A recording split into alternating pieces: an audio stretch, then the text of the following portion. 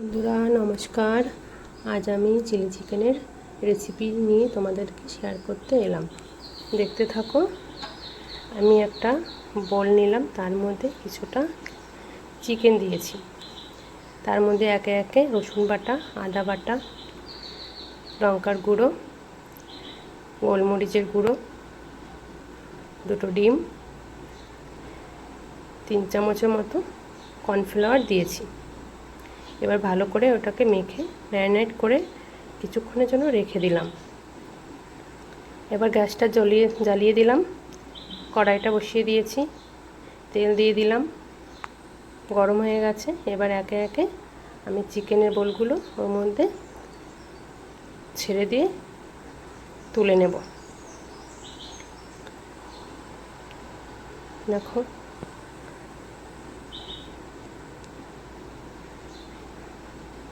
একে একে আমার সব বোলগুলো ভাজা হয়ে গেছে। এবার আমি সব তুলে নিলাম। যে তেলটা ছিল পকোড়া ভাজার পরে, সেই তেলের মধ্যে পেঁয়াজ কেটে রেখেছিলাম আর ক্যাপসিকাম কেটে রেখেছিলাম। তার মধ্যে আদা দিলাম, আদা কুচি দিলাম, রসুন কুচি দিলাম, দিয়ে এবার কিছুক্ষণ নাড়াচাড়া করে এর মধ্যে এবার আমি সে ভেজে রাখা চিকেনগুলো ওর মধ্যে দিয়ে দিলাম। এবার দিয়ে এর মধ্যে কিছুটা এবার সস দিলাম, চিলি সস দিলাম, টমেটো সস দিলাম,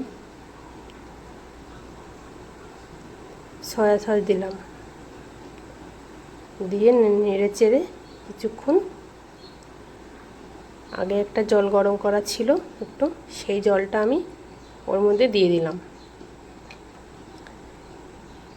দিয়ে কিছুক্ষণ নেড়ে চেড়ে কর্নফ্লাওয়ার গুলে আমি আবার ওটাকে অ্যাড করলাম, স্বাদ মতন লবণ দিলাম।